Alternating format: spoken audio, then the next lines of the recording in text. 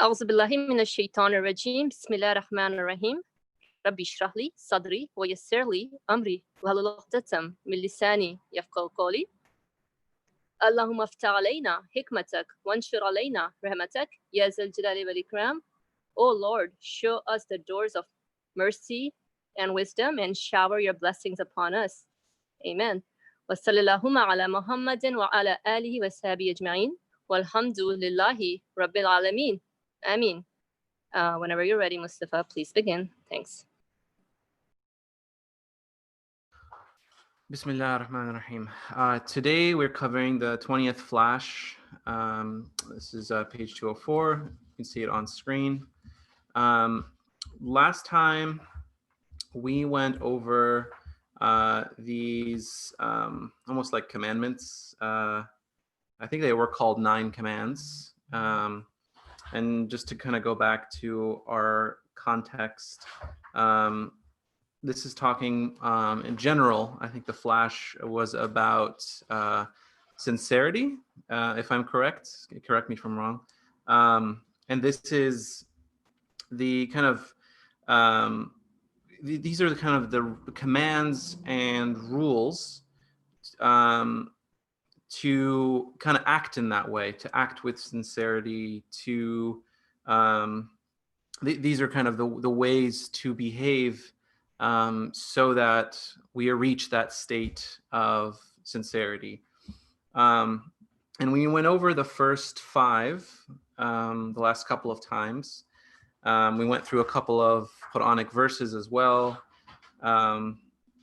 And today we're going over 6 through 9 and we'll discuss them and then find any kind of verses or context that gives us more meaning and help clarifies those.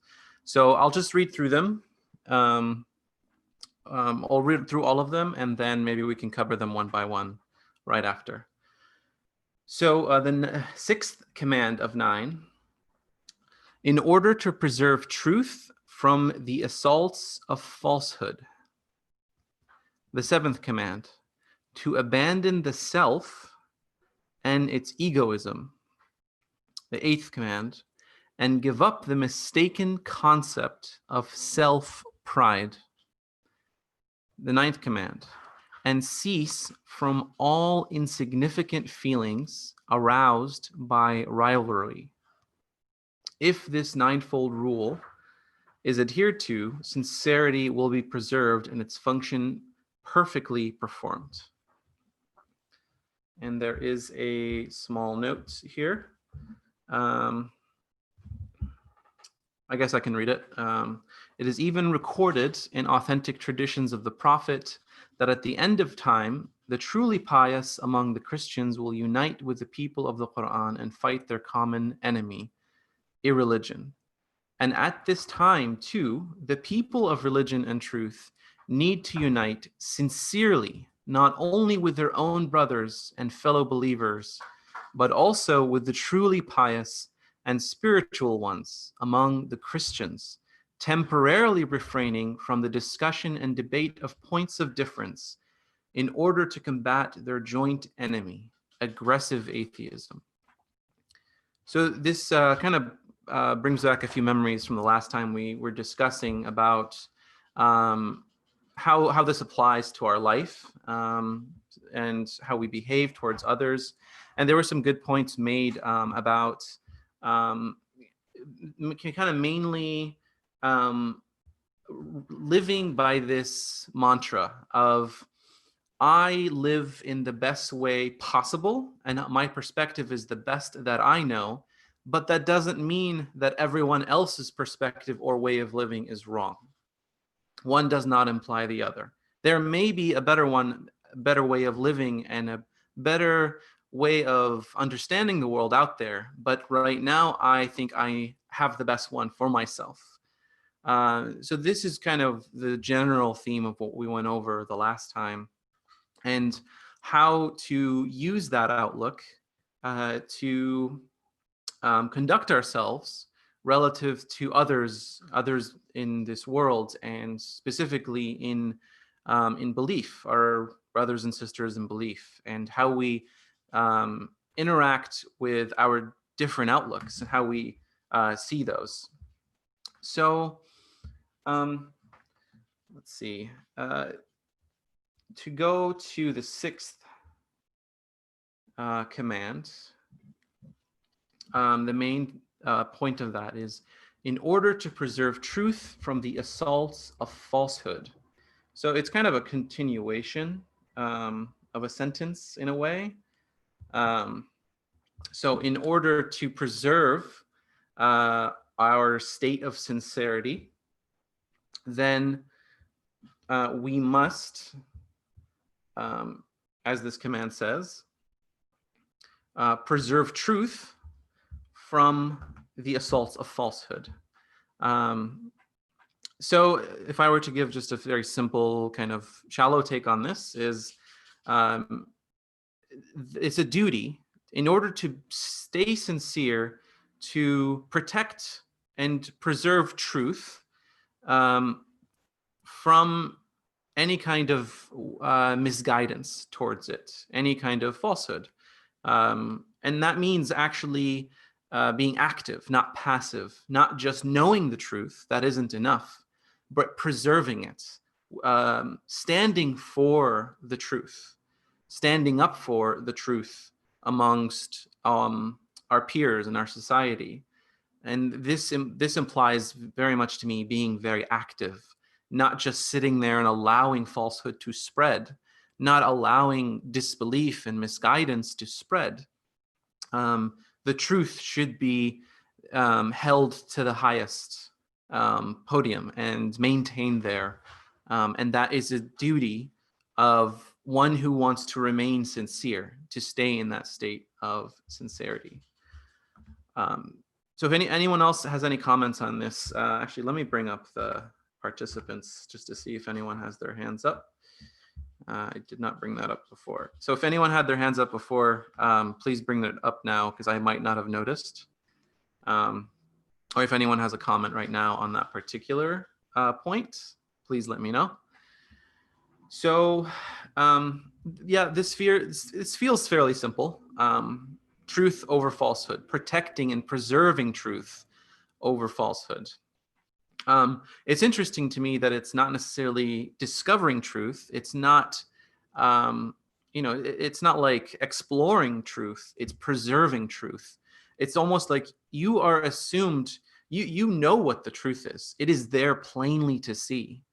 It is not hidden. It is not something you have to necessarily peel away. Truth is a reality. It's perception. And falsehood is an intentional veiling of that perception, an intentional covering up. The easiest example we all use is you look up and you see that the sky is blue. And that, according to our perception, is a truth. It is there. It is something we see. It's not something that's very easily denied. But there are, I could imagine that someone would say, no, that doesn't look like that. It looks like something else. And there are there is a difference between a variation in perspective and falsehood. And I think it's kind of, it when you see it.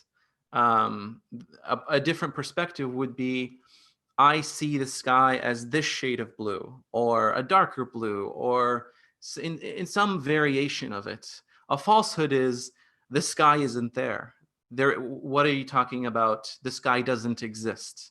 It is something that is egregious. It makes you shrink away because it's against the nature of the universe. It's almost denying the reality. And I think those are the kind of things that, to me, define falsehood. It's more than just maybe an incorrect, or not even incorrect, but something you don't agree with. That's not necessarily a falsehood. It's something that is almost like an attack or an intentional covering of the truth. And that is what is prescribed in order to maintain that sincerity. If anyone kind of has a different take on that, let me know.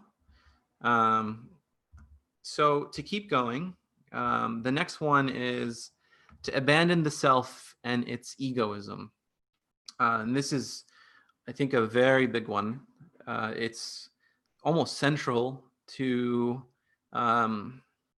understanding our place in the universe and our relation to our Creator. It is, very important that we realize that we have this tendency, that I have a tendency to believe I do things, I am things, I own things. It always starts with I. We look outwards from ourselves to the world. And that means we have a tendency to ascribe certain things to ourselves, right? I can see the sky is blue. Therefore, I owned this fact. I own this kind of perspective, and it comes from me. I'm the one who recognized it. I discovered it. That's the kind of terminology that is egoistic. It's seeing yourself and the entire universe as something that you have some ownership of, because we can see everything. We can in our minds perceive the entirety of the universe all at once. It's something that we can uniquely do. I can think about the entire universe and everything in it and look at details all the way from the galaxies down to cells and molecules. And, we have technology these days that allows us to see even beyond that, into atoms and even smaller. And this kind of perception is a lot of power. It's a huge responsibility, because it can easily stray into ownership, into thinking that in a way the universe revolves around us. And not just that, but thinking that we own ourselves even, because we are part of the universe. Our bodies are part of the universe. Our very thoughts are part of the universe, part of the creation. So if we want to be sincere to the creation, we have to see it for what it really is. And its ownership is part of that creation. It's part of its reality. You see a car in the street, it has an owner. That is just this is the nature of a car. It has an owner. Or take a bigger example, a city. There are people who maintain the city. There are people who live in the city, who build the buildings. You see these things, right? And you immediately think there's an owner there. And to take that to the biggest example, there's all the things in the universe, individually and as a whole. You immediately know there's an owner. There is an order to things. It is all in harmony, and it has these properties which cannot come from themselves. You see these things like an orange, and you taste it and you see its sweetness and it's how juicy it is, how wonderful it is, and the kind of feelings and happiness it inspires in you when you bite into one. And the immediate realization is the orange cannot do this. There is no way the orange knew that I would feel this, and it's told its tree to make it taste so good. It's a ridiculous thing, right? So you immediately go, okay, this orange has an owner. It is created in this way. And that is easy, I think. That is obvious. But what's difficult is to say this feeling that I am feeling, this happiness and joy, is not my own either. This perception, this idea is not my own either. It's created in me to match the orange. I never knew about oranges. Look, it's the first time, let's say, I've eaten an orange. How could I have created this feeling that happens to perfectly match the taste of the orange? It's not possible. So it's, in a way, you have to abandon that part of your idea of self, that you own your perceptions, your sense of taste for orange specifically. And you have to take that to a kind of universal level, and recognize that that is your reality, not just the reality of others, but yourself as well. And that extends to your beliefs, your perspective of the world. Just as your sensation of happiness to an orange is something you hold in your mind, your um, belief system, your understanding of the universe is also something you hold in your mind. It is a perception. It is a more complex one, maybe, one that you develop, but it's something that is easier to take ownership of because we develop it, right? Because we might nurture it in our minds, we may attach ownership to it, and that gets us emotionally involved in it, really. And there are some benefits to feeling like, oh, this perception's great. I invented it. I am so perceptive about the world. I can't wait to share it with others. There is some benefit to that excitement, but it also leads to what the previous commands have warned us against, which is that pride, that idea that everyone else is wrong because I invented this perception and therefore it is me. And when they don't agree with that perception, they disagree with me. They are saying my existence is wrong. And because of that, you can't stand disagreement. You can't, if I believe that my perception is 100% the only correct perception, because I developed it, I invented it, I have this ownership of it, therefore it is me, it's part of me. If anyone denies a part of me, they are my enemy. It is just natural. It's the natural result. They might as well be denying the existence of your hand or your body and just plow through you walking down the road. Be like, you don't exist here. In the same way, if we ascribe ownership to our perception, our ideas, and our perspective of the world, we treat other people's perceptions as part of them. And if they are not in harmony, we feel like it's an attack, and it leads to this enmity between people who are just trying to understand the world, who may have the same basis, right? Me and my friend may be both have realized that there is a creation and that there is a creator, and we may both want to worship, and we may have so much in common, but this seed of egoism, and in the next one, it's mistaken concept of self-pride, to kind of segue into that leads to a feeling of enmity, and that I am not on the same side as those beings next to me who feel the same way, who perceive the same things that I do, but with a slight variation in their understanding of that perception. So that is what kind of leads to this discord. And to connect it even back further to sincerity, sincerity here is, again, preserving truth. It's preserving the plain truths and realities of this universe. And that is, I don't own anything. I do not own my perceptions and my feelings, my senses. They are given to me. And I just decide, and I allow, I should have put it this way. I choose to not cover them up, to not deny them. That is the only thing I really have. My choice to not deny the things that are given to me. It seems like so ridiculous when it's phrased that way, because our natural state is to accept things. Why wouldn't you accept a gift? If someone came up to you and gave you a delicious orange, again, why would you deny it and say, no, I don't believe in this orange. I think it's not real, and it's not here, and you would deny yourself the pleasure of it as a result, and you would live a very miserable kind of existence, an insincere one.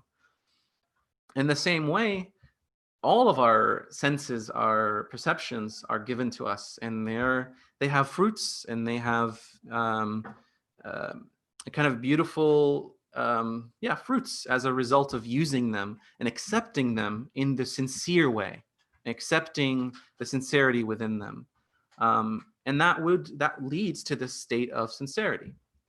And again, to go further, to connect it to the 9th command, cease from all insignificant feelings aroused by rivalry. I like the word here, insignificant feelings, because me feeling this enmity, this kind of disgust with someone else because of their different disagreeing view, it is not significant. To me, significance means it one, it is tangible, like you can almost hold it, it's real, it has consequences, like real meaningful consequences. It results in a positive action or result. That to me is significant, something meaningful, something that leads to a real result, leads to something that we can all benefit from. Insignificant is the opposite of that, something that is negative, denial, something that doesn't give us anything, or a negative consequence. To take it to the example of a juicy fruit, it's the denial of the pleasure of that fruit. So that feeling of rivalry, that feeling that the other beings around me, their perception, their understanding is against my very being, will create this feeling of rivalry that, no, I need to show them that I am right. Notice the phrasing, I am right. Not my thought is right, not that my perception is correct, but I am right. It's subtle, but it's what leads to that connection of your identity to your not your identity, your sense of self, even to your ideas, your perceptions. And connecting those two is a denial of the reality, and the realities that we don't own them. We're given, we are inspired by those thoughts. They are inspired to us. And that is why these thoughts are insignificant. They don't lead to anything meaningful. They lead to further denials, because if you believe that you own this idea, then you don't open yourself up to further experiences. Just again, as an example of the orange, if you deny the orange, you don't get to taste it. You don't get to seek out where they come from. Wow, there's a tree. Oh my God, I got to see if there's different kinds of oranges now. Wow, there's apples. There's all these things. Just this one moment of sincerity can open up your experience to all the universe and everything that's out there. But if there's a denial and it says, no, I created this feeling of happiness from the orange, therefore I don't need the orange. I don't need the entire universe. I can create any feeling inside of myself. I own them all. And we lose out. So we lose significance. We lose the significance of everything because we have chosen the path of insincerity, of denial, and that leads to the loss of anything significant in the universe. So I went on for quite a while. I really want to hear you guys' thoughts, if this inspired anything or reminds you of anything. So I'll give you a couple moments to just hash something.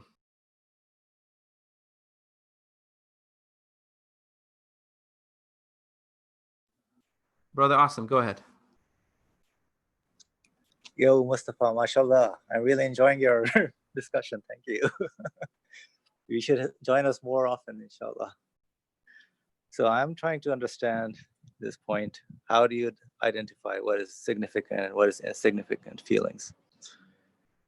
I mean, although it's tied to aroused by rivalry or maybe competition, it could be your neighborly competition, your spousal competition, your sibling competition, or your brotherly kind of competition. So any kind of rivalry that goes on. So I'm sure there are like, these are like very subtle kind of feelings that may be aroused into the individual. And of course, it's tied to, as you kind of beautifully mentioned, about the self and the egoism. So it does, I feel, relate to that. So maybe if we can, hear some thoughts on that, like how do you curb those insignificant feelings that you have? So the question is, let's say we have these feelings. How do we? You said herd. Like how do we manage them? Is that the question? So I was asking first, how do we curb those feelings? And before that, even how do you identify if this is significant, this is insignificant, right? Like what would be classified as, oh, this is insignificant, I should really get rid of this feeling and just forget about it. I guess it kind of, to me, insignificance is the kind of the consequence. The feeling, if you're already feeling these things, the senses of rivalry, the competition, you're already past the point where you could have protected yourself from those feelings. The key is almost like a vaccination, right? You vaccinate yourself by denying and abandoning that self, that ownership. Before you even reach the point of discussion and sharing with others, I feel like I would say, okay, I have this idea. I think it's great. I think this is the nature of the universe. I can't wait to share it with all my fellow beings and enhance their life and maybe share and learn from them. But before I do that, I have to realize that it could be wrong. And that's okay, because it's not me. It's not intrinsic to me. I can abandon that perspective for a better one. It's not my banner to take to war that I have to protect with my life. It is a banner, and you just throw it out and you move on with your life and carry the better banner. I think, first of all, it requires almost a vaccination, a constant reminder. And that's why I think it comes first, right, in the order of these 9 commands, to abandon the self. First, actually preserve truth first. That is most important. First, realize the reality of the universe. That is the creator, that everything is created, and that includes your feelings, your senses. They are all created. They are way too harmonized and complex and beautiful to kind of exist of their own accord. So vaccination, I guess, to kind of answer what that means, it means like inoculating yourself against the misguidance of ego, kind of, and against your ego. If you can kind of treat your ego as a source of disease, like a vaccination would be upholding the truth. And if you uphold the truth with sincerity, you abandoned your idea of ownership, that you own your self, your perceptions, everything there in the anything in the universe. You don't own them, and your perception of them is given to you as well. Once we've reached there, only then I think can we protect ourselves from those feelings that lead to rivalry. I think that's kind of it's like a prerequisite. If you try to bandage it after the fact, to take the kind of example of like a vaccination or an injury, if there's already a feeling of rivalry and we feel like, man, I really don't like that guy who keeps telling me that the world is this way, then I think we have to ask ourselves, are we being truly open-minded? Do we not like being challenged? Are we attaching our identity, our ego, to our ideas? Or am I actually being hurt by that guy, by that person? Or are they just sharing their ideas? I think that would be the kind of way to bandage it and go back and reduce the feelings of rivalry. But I think the best way is to walk into a discussion and join it with sincerity in the beginning, rather than try to achieve sincerity after the fact. I think that's much, much harder because our ego then has already latched on. It's already become strong and attached itself to our emotions, and our emotions are very, very strong. And it's very hard to fight them when they've already begun intensifying through a rivalry. So walking back, I don't know if there's a better solution or if there's a proper way. I'm sure there's guidance for that, but to me, walking back those feelings is much harder than starting with sincerity and starting with truth and working our way towards friendship and a common ground and that kind of understanding and open-mindedness with our brothers and sisters. And just to answer the other questions, so there's the first one: how do we curb the feelings? How do I identify an insignificant versus a significant feeling? I think, again, I would ask myself the question: am I truly being hurt by this rivalry, this rival? Are they attacking something that is part of my being, part of my existence, something that I, that almost I have no control of? It's not something that I have a choice in, like my body. It's just a part of me. I don't own it, but it is a part of my existence.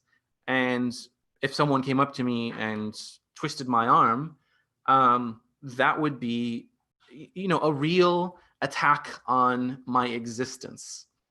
Whereas an attack on my ideas, my ideas are much less a part of my existence. They're given to me, they're inspired to me, but they're fleeting, they're very short. And they can turn into something strong like belief, but they're infallible in their existence. Like no one can take your idea and beat it up. They can show you a better idea, and you can choose to abandon your previous idea, but no one can attack your idea. So I think once you're there with a rival and you feel threatened, the question is, am I me being threatened, or is it my idea? Is it something that's not something that I've concluded that could be wrong? And I think that's kind of the only way to realize whether that feeling is significant or insignificant. And honestly, even if someone were to be kind of attacking me physically, I don't know if the feeling of rivalry then afterwards is significant. If someone keeps attacking my house or my home or my family, maybe it's a useful reaction to protect those things. But to feel rivalry, to feel like I am now the enemy of those people who are attacking me, I am against them because just of who they are, I think that is also in a way insignificant. But I think that's kind of beyond the scope of the discussion. I don't know if that helps. Maybe you have more concrete answers.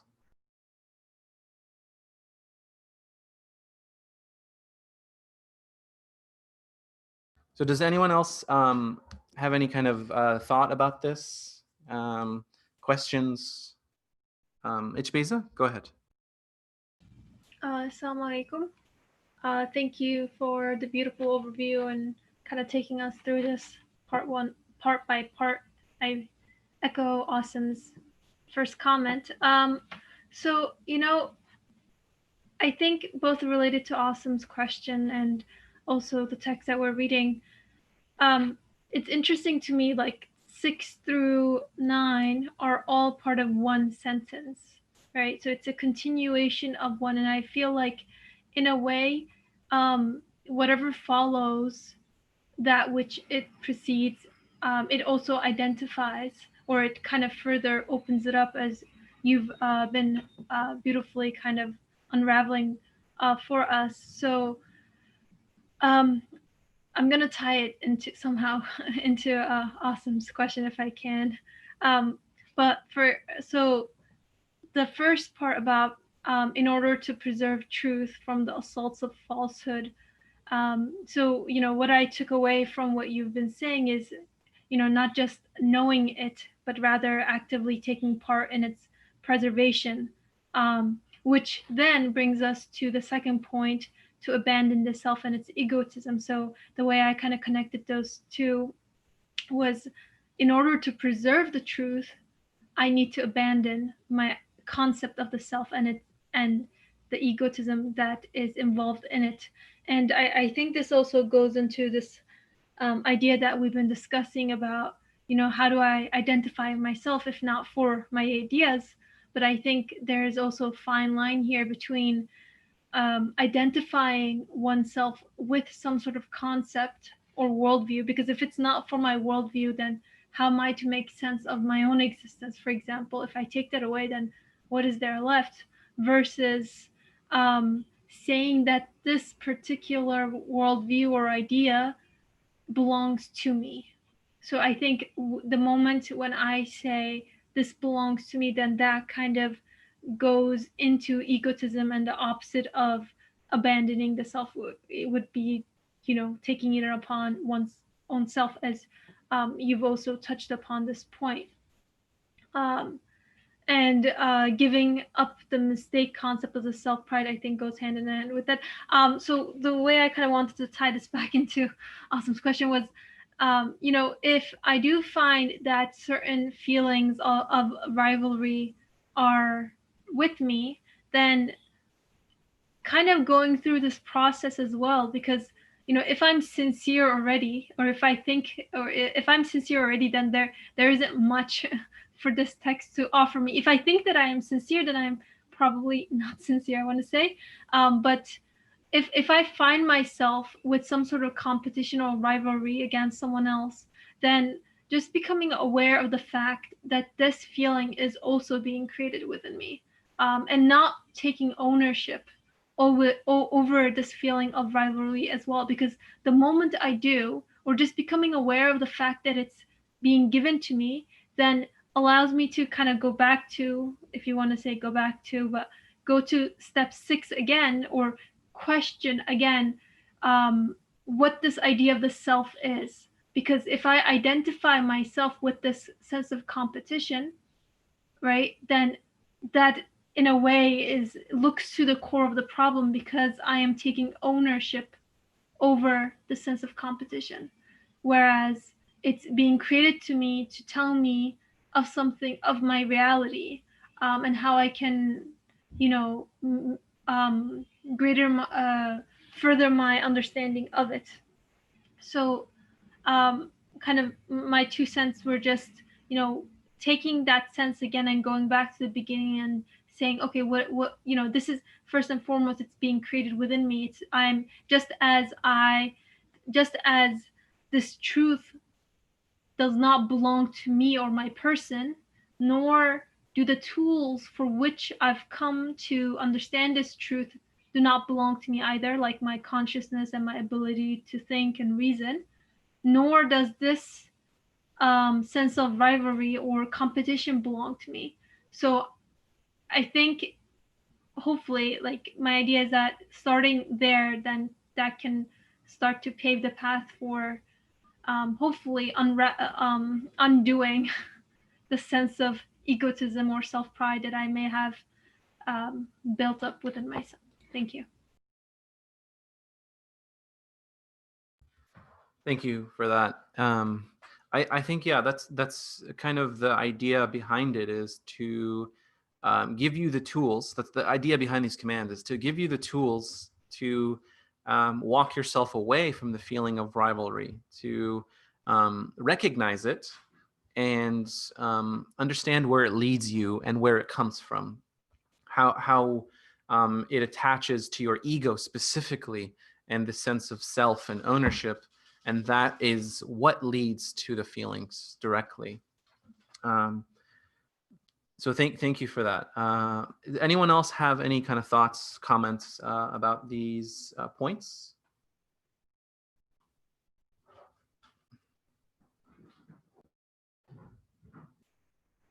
Yeah, I guess we can go to the footnotes. Let me see if I can bring it up. Oh, there it is. Okay. So let me see. It is, let me reread it just so that we're on the same page. It is even recorded in authentic traditions of the prophets that at the end of time, the truly pious among the Christians will unite with the people of the Qur'an and fight their common enemy, irreligion. And at this time, too, the people of religion and truth need to unite sincerely, not only with their own brothers and fellow believers, but also with the truly pious and spiritual ones among the Christians, temporarily refraining from the discussion and debate of points of difference in order to combat their joint enemy, aggressive atheism. And I think that's a significant point. It's pointing out that there are these authentic descriptions of the end of time, along with the prophethood, that came with the prophethood, that tells us we are going to reach a point where we are going to unite with the Christians. And I think that the really interesting point here is that it's even telling us that we're going to go further than just acting with sincerity and discussing with sincerity.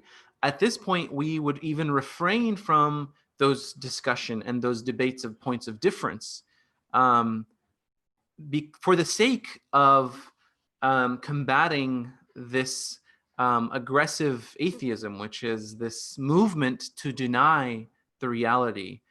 I think it's pointing out that at some point that the denial as a movement, as a societal movement, becomes so strong that even to risk rivalry, even just discussing the differences, and that can sometimes lead to heated debates and ego to rise up if we're not careful and fully sincere. It's very difficult. Like, that's the beginning of this chapter. Sincerity is truly, like, true sincerity is truly difficult. It takes practice and multiple steps in the proper order along the way to be truly sincere and be of the ones that are kind of saved, as the beginning of this chapter says. So to avoid the difficulty of that, for the sake of command number 6, which is preserve truth, and from the assaults of falsehood, that comes first, before the exploration of differences between perspectives. I think what this is saying is that if we reach a point where falsehood is so prevalent and so strong that we need to preserve truth between us and our people and our society, we need to let go of differences, at least temporarily, just to save the truth, to protect it at a core level. That becomes more important than the nuances of our existence, and discussing those and trying to figure out the minor differences. I mean, and this applies right now, today, too. I think there's a smaller level of it. It doesn't have to be the end of time. It can be the end of Jummah, right? And people are getting up and you notice, hey, I think that guy prayed a little weirdly. Maybe I should correct him. So, in that context, maybe that person is new to Islam, and that kind of and you notice that, like, you're in a society where that's difficult, finding your way to the truth when there's so much noise of falsehood is not easy.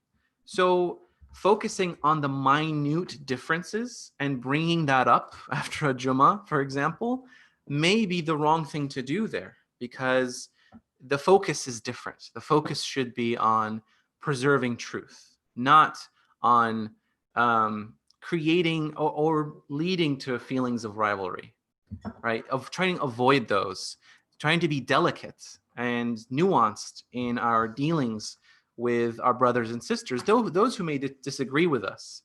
And regardless of what we call them, right? Muslim, Christian, any kind of label we apply, if we feel that the core, the truth between us is being preserved at its core, that there is an intention of, not of denial, but of exploration, of openness, open-mindedness, not irreligion, but religion, then we can say, okay, we can discuss. But if we feel that there is a shaky environment under us, that we are all kind of sitting in a big, like, noisy arena, right? Like, let's say, we're in a discussion with many people, and the majority of them are pushing for falsehood. They're pushing for what's termed here aggressive atheism, a full denial of the reality of everything, the basis for discussion even. Then we have to let go of nuance there and just focus on the core truth, which is that the creation has an owner that is beyond us, that is universal, and that is at its core undeniable. And between all of us believers, all of us truly pious and spiritual ones, among whatever religious group, we need to hold that as a common ground of truth to preserve, and just put away the nuance for now, until we're in a safe environment, until we're in an environment of truth, an environment that's open and not about agendas, not about ego. Because if we're in an environment of ego and aggression and ownership, then we cannot truly discuss openly. It's not possible, because the perspective is wrong, the path is wrong. It's just, it's not, it's going to lead to even more feelings of rivalry, and it will lead to insignificance rather than significant, rather than positive movements forward. So I think that's why the author brings this point up. It's to serve it as an example. We may not know when this end of times comes. It may be now, it may be thousands of years. Who knows? We can't predict it. But the reason this story, this is passed down to us, is to say, hey, look at this example. This is what will happen to all of us at the end of time. But that doesn't mean that it doesn't apply right now in your life. You need to prepare for the end of your time, the end of your time at Jummah. Like, it could be just that minute, but that in itself can be a battle for sincerity, a way to preserve truth just in that instance. And I think that's why those stories are passed down to us, to tell us that we need to act in accordance to these commands, regardless of where we are in time and within society. We need to act with that sincerity in order to maintain. We need to act with these commands in order to maintain our sincerity, and that there is a point there of, hey, don't focus on the differences when truth itself is being attacked. The idea of truth itself is being attacked. That's not the time for it. The time, it's not there. It's the time to preserve truth, to hold the banner of truth and say, we are putting our foot down. This is the reality, and we will spread the truth. And regardless of how disliked it is and how much it is assaulted and aggressively, truth is the most important thing we can preserve there, not the differences between us, not in like deciding and how we pray, or like what variations in worship exist, because truth comes before worship. Realization of reality comes before worship. And if reality is not there, well, you cannot worship. It's not possible. What are you going to worship if you don't know what's real and what's not? Anyone have any points or ideas about this they wanted to bring up?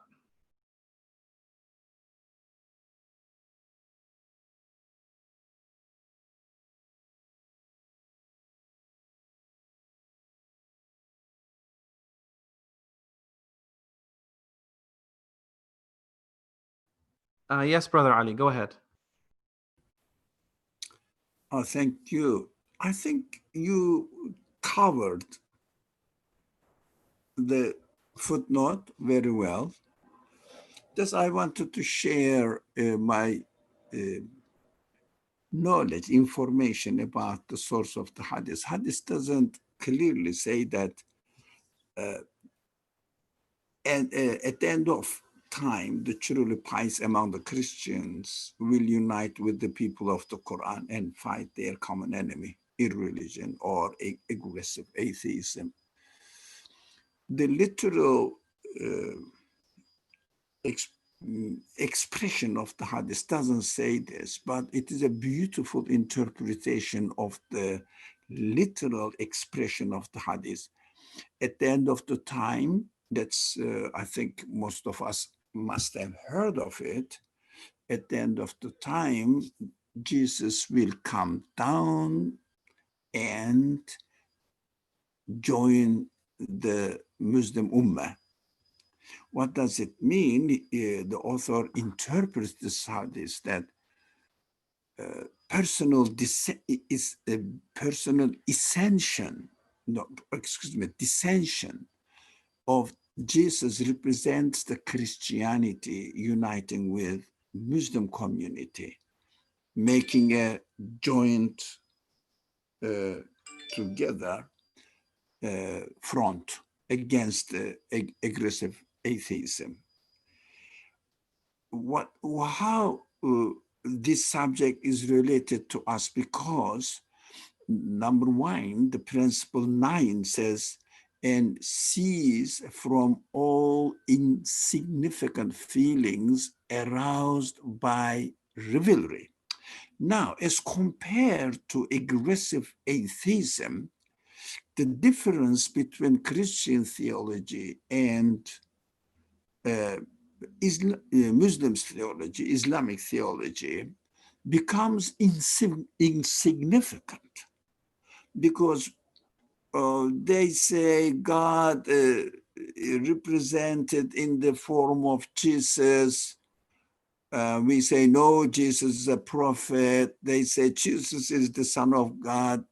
But we have even more important common point between us: believe in God as the creator of the universe, because aggressive atheism attacks this idea, believe in God as the creator of the universe, so that the description of God, how do I describe or define God, becomes a secondary event, insignificant feelings. And these feelings arose between the Christians and Muslims. How to define God? But by definition, it includes in it that we both believed in God as the creator of the universe. But we are disagreeing between the definition of this God. Of course, if we really seize these insignificant feelings aroused by rivalry, then we have to follow the principle 6 in order to preserve truth from the assaults of falsehood. Now, of course, we cannot talk about black and white, about the difference between truth and falsehood in black and white terms. no one can claim that I am holding the absolute truth. No one can say that I am representing the absolute truth and I am against the falsehood in absolute terms. As far as we are concerned, as the principle 7 says, to abandon the self and its egotism, it means abandon the claim that I am holding on to the absolute truth. It is me now. I am identifying the absolute truth with myself. So what we have to do now is following the principle 8, we have to disassociate our personal self-pride from the absolute truth. Of course, as far as I know, we learned from the previous principles that I can claim that what I believe is the truth, is the best. But I should be careful that I shouldn't say the only truth belongs to me. There is no other truth whatsoever. It would mean if I say the only true way is my way, it means I am claiming absolute truth as the owner of the absolute truth, which is a very problematic attitude because no one can claim that his understanding represents the absolute truth. But everybody is, of course, everybody must be after the absolute truth, and he can claim, he can say, anyone can claim, say, this is my understanding of absolute truth, not the absolute truth is my understanding. This is a very crucial difference. So if I have this claim that I am not the one who can claim the ownership of the absolute truth, so I have to look for the truth itself and leave behind, it means seize the feelings of insignificant feelings of rivalry, insignificant feelings aroused by rivalry. Because yes, I know that describing God as non-representable on earth at all is the truth. But I cannot claim that my definition of God is the only absolute definition of God. But this doesn't reject the idea that there is an absolute truth. We have to make the distinction between the existence of the absolute truth and my claim of the absolute truth as appropriate to myself.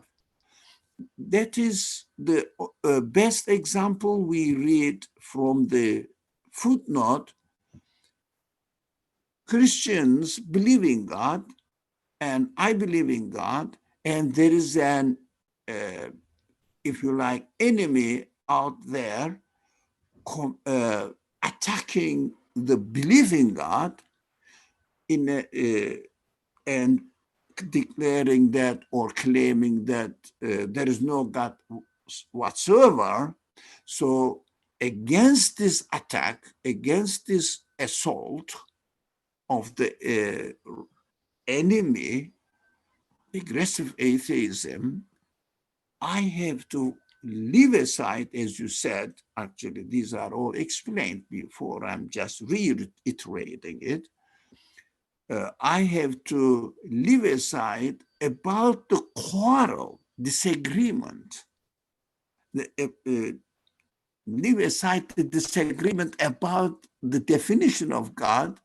Now against aggressive atheism, I have to protect the idea of God. And we have a common point there with Christians. That is an example. So we have to unite with Christians as far as belief in God is concerned. Of course, if the hadith says, I mean, not literally, but meaning that you have to unite the Christians when the belief in God is under assault by aggressive atheism, you have to unite. This is what we have to be careful while we are arguing among our fellow Muslims as well. Do we believe in God? Yeah. Okay, let's unite on it. We may have some disagreement about the definition of God, how to practice this belief in God into in our lives. We may have disagreement there. We may still discuss this matter, and the ideas may be put back and forth. But when we see that there is an attack on the belief in God, we have to leave every disagreement between ourselves and unite. This is only possible if we cease from all insignificant feelings. Now it became insignificant, the definition of God. Feelings aroused by rivalry between Christians, among different groups of people. We may disagree. Of course, we will disagree on every matter, really. No one is equal. So we can expect that the disagreement will rise among ourselves, but we have to be careful not to own the absolute truth by ourselves. By myself, for example, I should be very careful. Thank you very much. I just wanted to reiterate what is said. Thank you, Brother Ali. I think you did more than reiterate. You clarified as well. I think to me, the phrase, the absolute truth, is what's kind of the takeaway there, is that that is the core truth I was trying to kind of think about before, to trying to get the right words for. It's the absolute truth, that the recognition that there is an absolute truth. There is one absolute truth. And the kind of antagonist to that is the idea that there is no truth. There is just perceptions. There is there could be many realities to this universe, and we don't know, therefore we shouldn't try to find out. That is kind of the antagonist or antithesis to the belief and, in reality, that there is an absolute truth, and that is shared and preserved, worth preserving, because it is something that must not be denied, and it's something that is apparent from the nature of reality in the universe.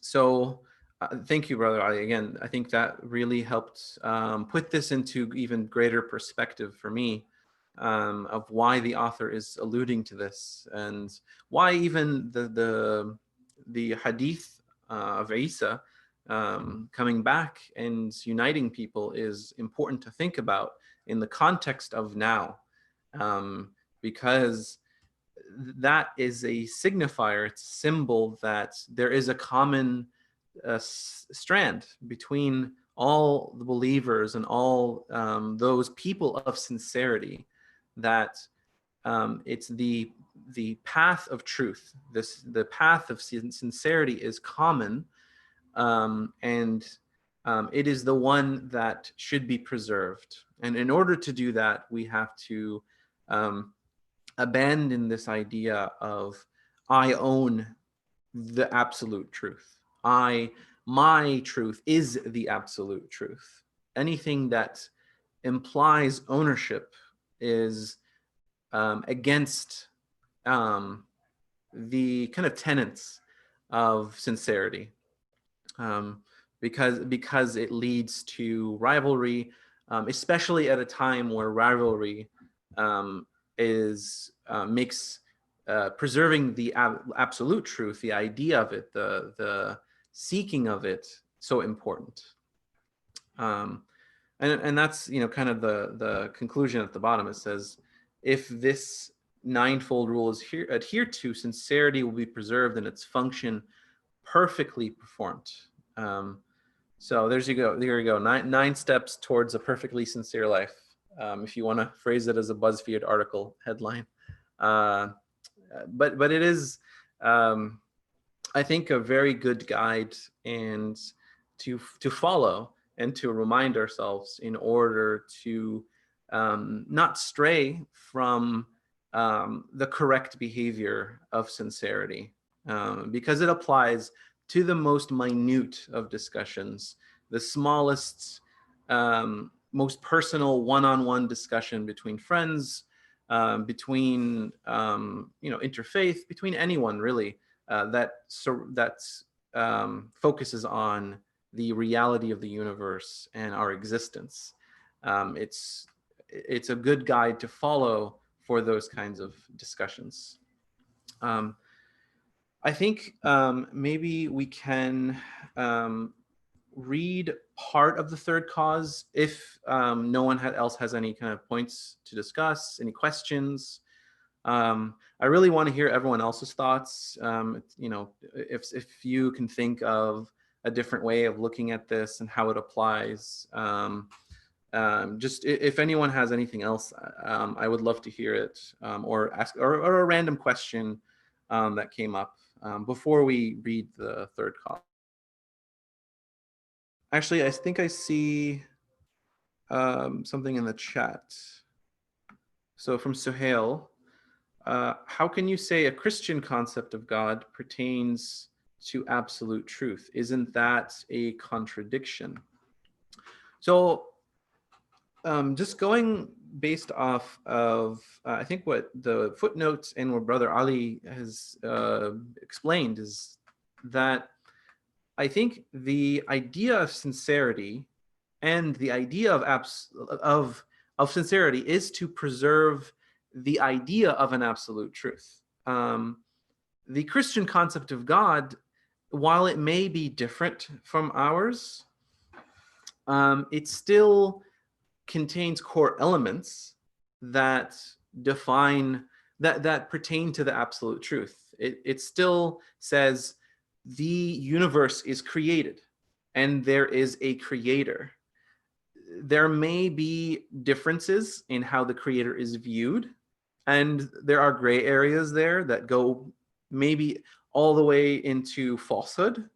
But I think at its core, the Christian idea, the Christian concept of a God is at its core that the universe is created by an absolute creator, and the nature of the creator is where the differences arise.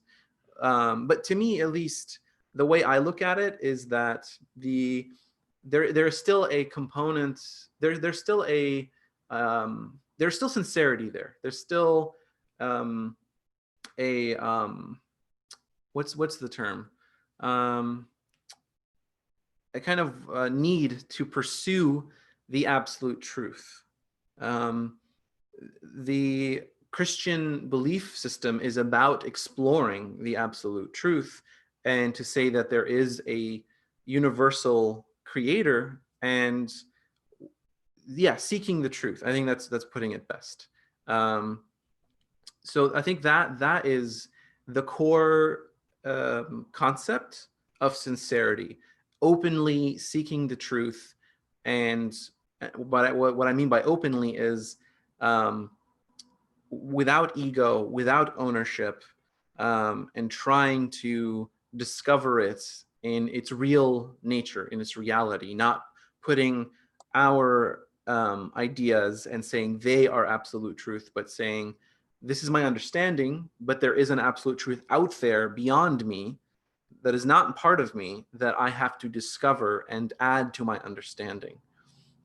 And I think that is the common thread between the Christian concept and the Islamic or whatever belief concept exists out there. I don't know if that exactly answers the contradiction that you mentioned, Sohail. If you want to, maybe you can clarify it further.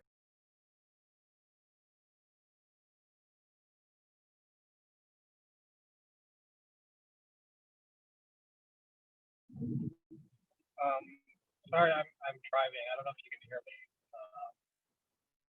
but I mean, I'll you know, I'll think about it.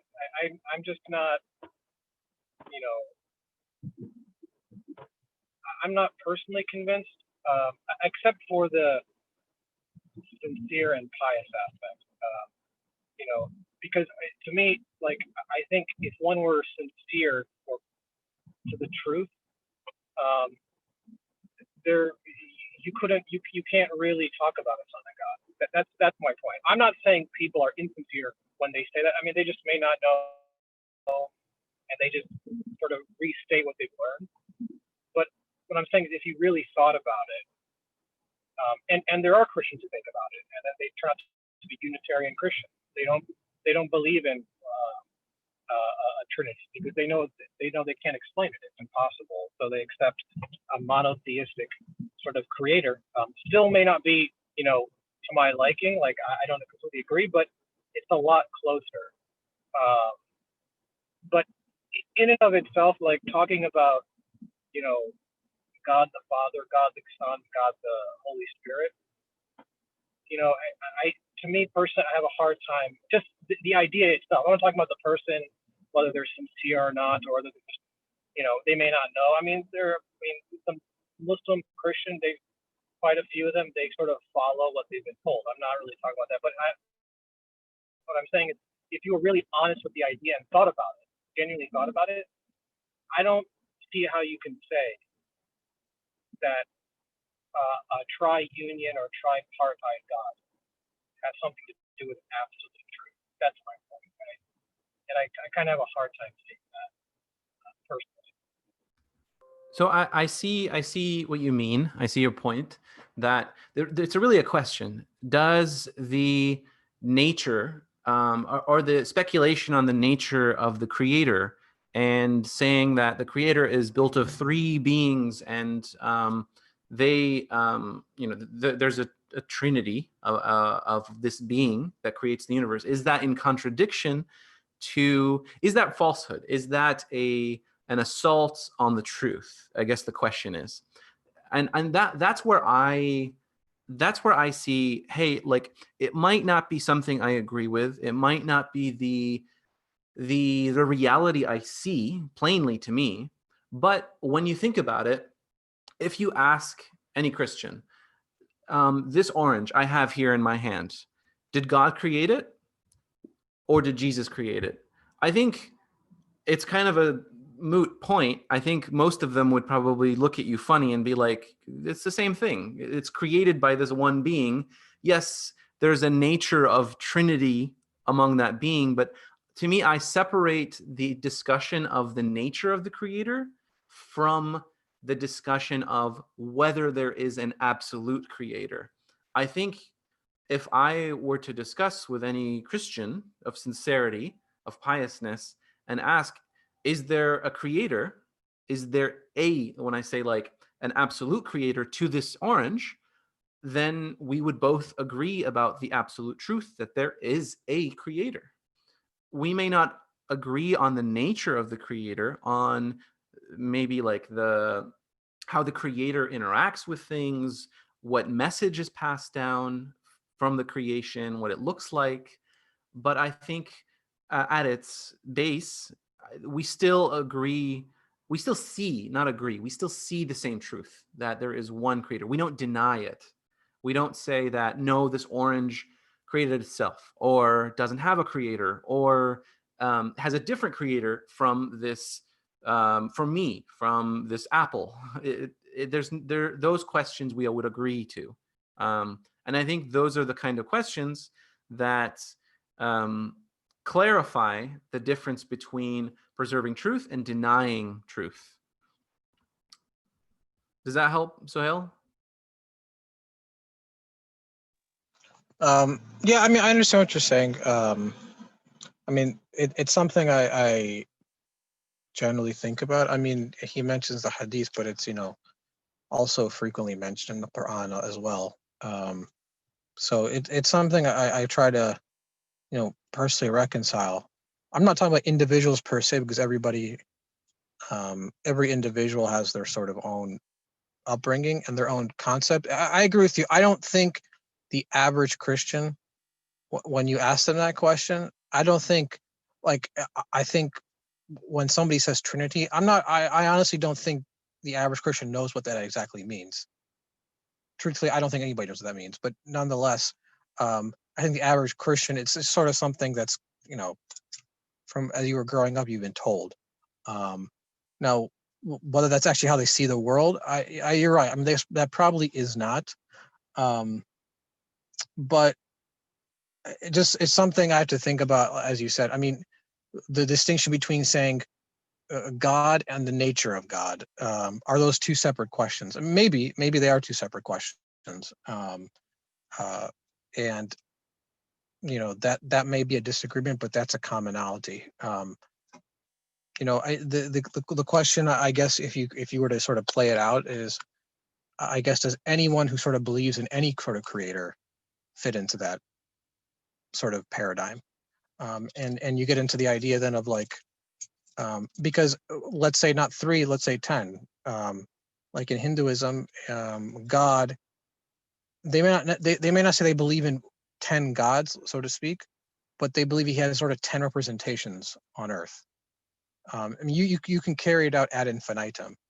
And to me, that's, I guess, like, where does one draw the line, or where does one say, because it sort of falls into the sort of universalist spirit, universalist ideology. Everybody has an aspect of the truth, which I guess in a sense may be right. I guess everyone, if you say there's a God, yeah, I mean, that is pertaining to the truth in some respect. But to me, the Quran has such a strong emphasis on the absolute nature of God, that it almost makes it a part of the truth. Like, you can't, if you speak of God, it's practically undeniable to speak about anything other than a singular, unique, absolute creator of the universe. To me, it's like, it's impossible. I don't know how you can speak if you really think about it. So I you know, it's something I think about. You know, I guess maybe in terms of Christian and Jewish tradition, it's a little bit different, because there's a sort of commonality.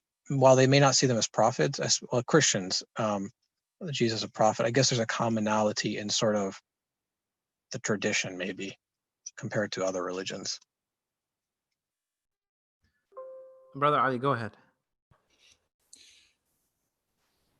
Now we have to take notice of the principle 9, which advises us to cease from all insignificant feelings aroused by rivalry.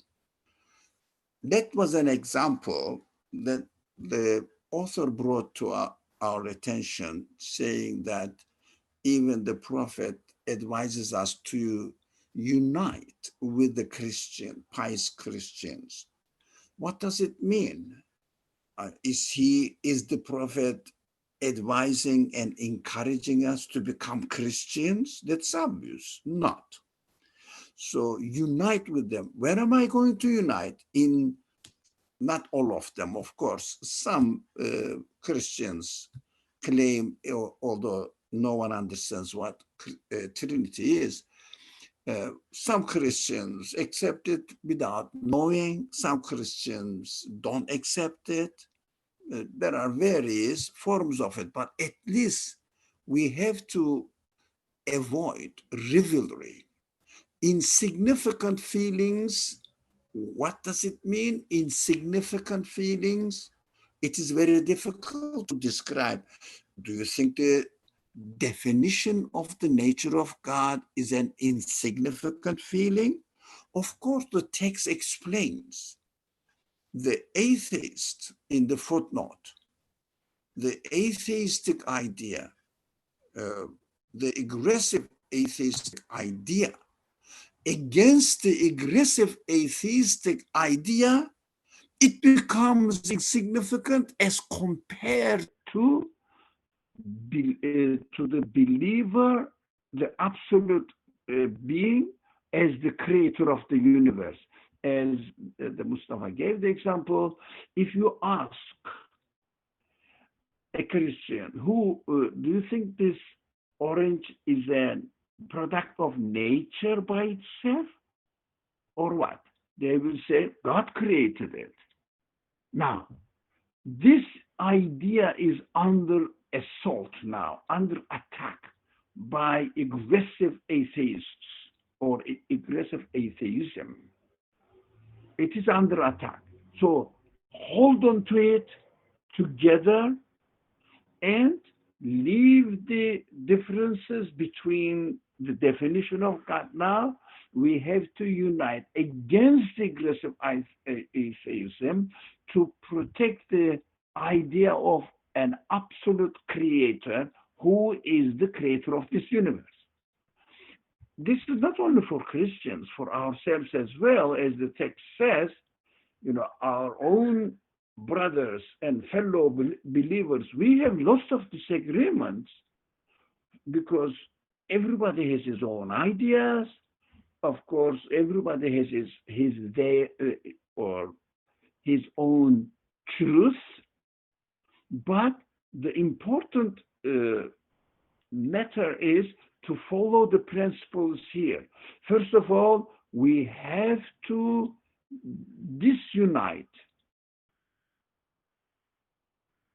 the truth from ourselves. It means we shouldn't claim to the absolute truth, holding to it. But I have to put under examination my relationship with the absolute truth belongs to me. That is why it is called relative to me. My relationship with the absolute is relative to myself, my limited capacity. I have to be aware of it. Whereas absolute truth is the existence of God. My perception of God belongs to me. But the existence of God is necessary for everyone. But how to define it depends on people's perceptions. That is why the relationship is relative, but the necessary existence of absolute truth is not relative. That is, what is not relative is the point that we have to unite. What is relative to me is the point that I have to leave aside when the absolute truth is under attack. That is what the middle way, as far as I understand. Thank you. Again, thank you, Brother Ali. I think that is the best way of putting it. The idea of relative truth versus absolute truth, and the distinction between the two is important. I think that's what I was trying to kind of get at, that there are some things that are absolutely true, that are plain and undeniable. And that is the purpose of that question to myself, is if you present a thing, a fruit or whatever, an idea to anyone, and if they say, and ask them, where does it come from? And if they say, not here, it's created, that is an absolute truth. It is not something relative to me, to anyone. It is plain, it is written directly on the object. It's kind of like it came with the instructions. And to deny them would be to literally cover them up. So that is what's required, the kind of minimum commonality in order to unite and uphold the truth. That is what must be preserved. Just the fact that this universe is a created universe. And let me read Sarah's point. It makes sense to unite with ideologies that agree with the necessity of a creator that is beyond the world, because now especially there is a great trend of asking the universe, in quotes, and praising the universe, again in quotes. So yes, I think the important thing here is the necessity of a creator that is beyond the world or the universe. That is an absolute truth. It is necessary. This universe cannot sustain itself. It is not able to, and I am not able to sustain myself. So there must be a creator that is beyond this universe, because if they were in this universe, they would be dependent on something outside of it. There's nothing in this universe that is self-sustaining. So it must be beyond the universe. And to go further, there is a great trend of asking the universe and praising the universe. I'm not familiar with the trends. So if you want to maybe kind of clarify what trend that is, I don't know it. I think my experience of talking to people who don't agree with some sort of, agreement of a creator the way a Christian or a Muslim or a Jewish person would, the ones who do not sort of identify under any sort of religious tradition, there's just a common trend that is, let me ask the universe, oh, see how the universe does for us. Amazing how the universe is working, as if they are sort of just replacing the word God with the universe. Especially when it comes to like the way a prayer, you would ask a prayer, they would say, yeah, ask the universe, things like that. Thank you. That actually, yeah, I can now think of like instances of it where it seems to me like a way of denying the creator, the creatorship, of saying the universe, using that label, is a way of denying thought, of just saying it's not worth thinking about. Let's not even think about the concept of God or a creator. Let's just replace it with this placeholder, which used to be Mother Nature, as in the chat, perhaps Mother Nature or nature. It used to be that terminology. I guess now it's become the universe, or praising or asking the universe itself. It's a thought terminator of saying it's not worth discussing. Let's cover it up. Let's not even bother with the truth. Let's just say that something deserves praise. We don't care where it is, where it comes from, but I feel feelings of praise, and I'm just acknowledging that I have those feelings. It's funny because in a way, it kind of outs itself. Just the fact that someone is expressing praise means that the praise belongs to something. It belongs to some being. You cannot praise without some being receiving the praise. That's not logical. So why even express praise at all? So I think the whole idea of Mother Nature or the universe and praising either is self-defeating, because, as you put it, they're either putting a label, the idea of like, let's label the creator with this thing that's kind of like meaningless and allows us to deny and feel comfortable about our aggressive disbelief, rather than just realizing the truth and just saying, hey, look, there's a creator and all praise belongs to that creator. And that's so much easier. And it's kind of like a breath of fresh air in comparison to all this complex kind of play and covering up of the truth. Brother Ali, go ahead.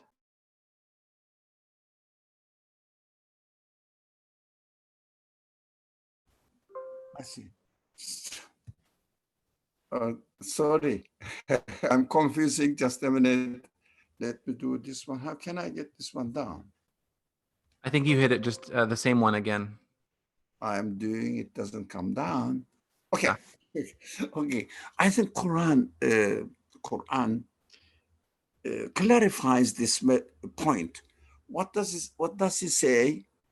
As far as the people of the book, it means they have some sort of notion of God. They have some sort of revelation from God.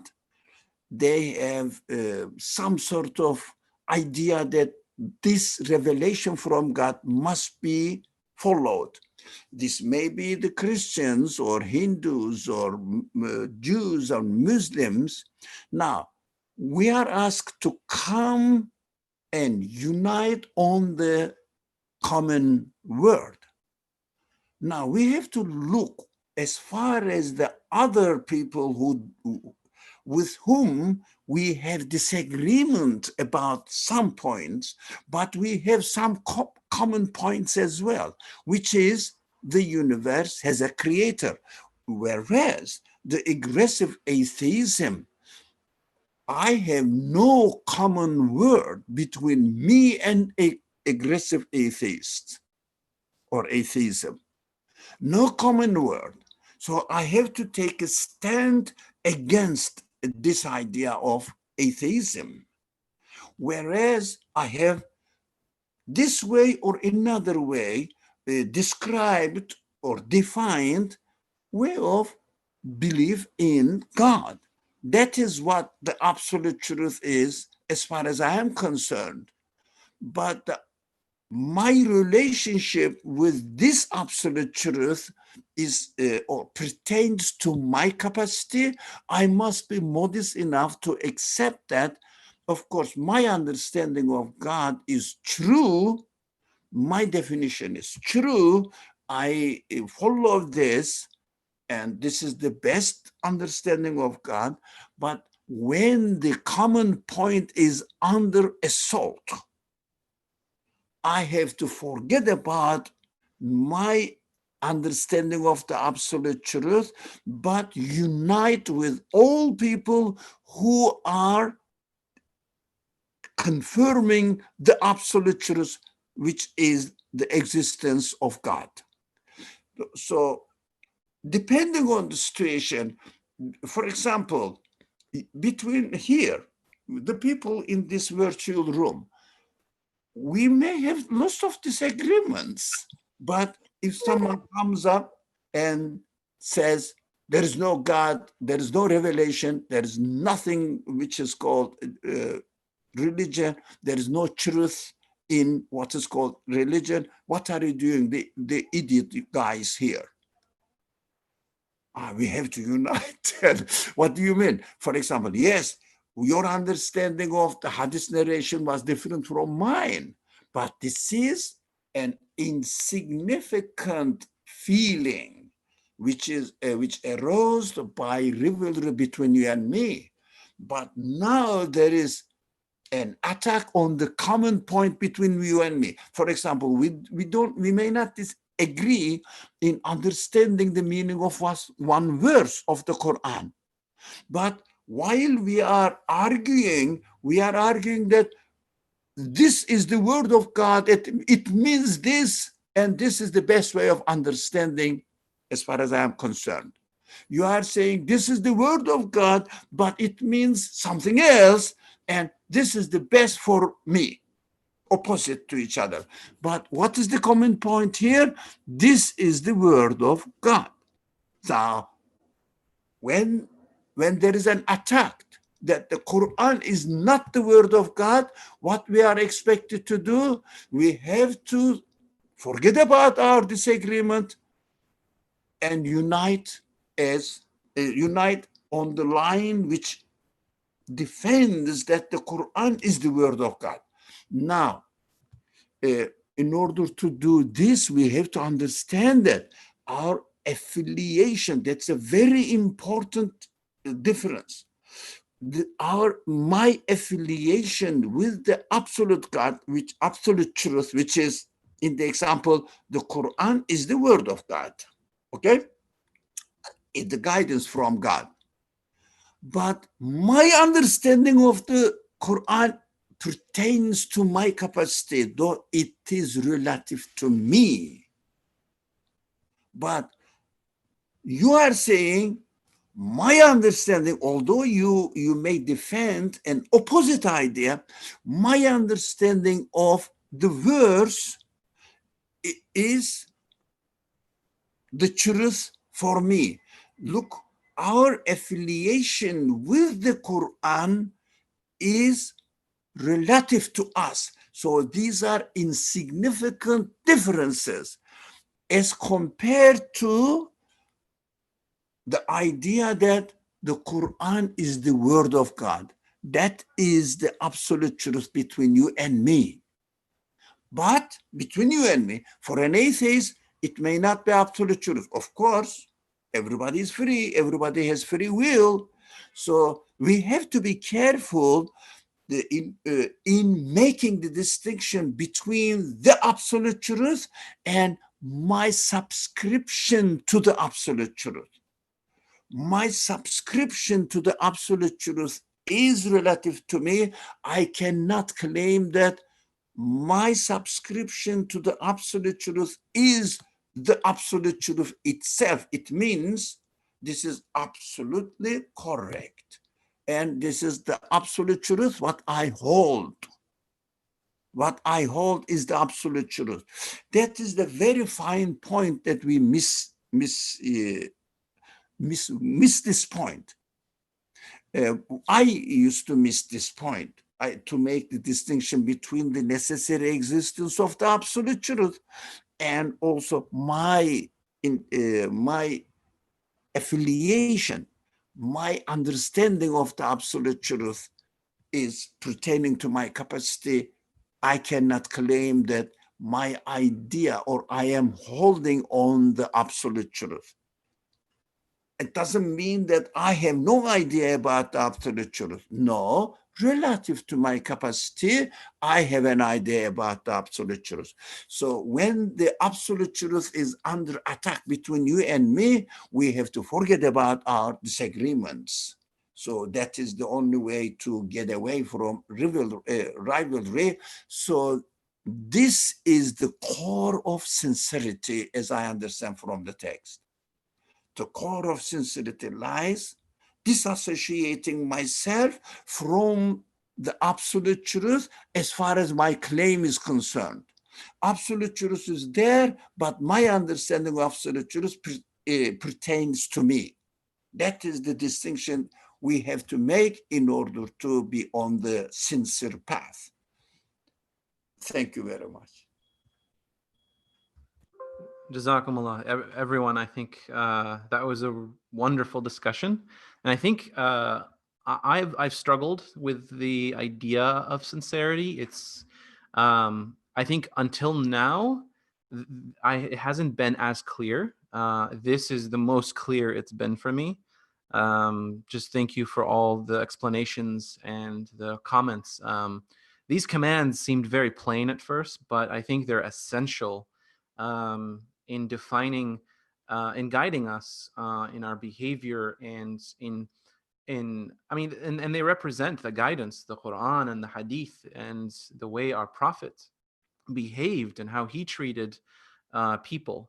And these represent that guidance in a very clear way, and they really clarify that path of sincerity for us.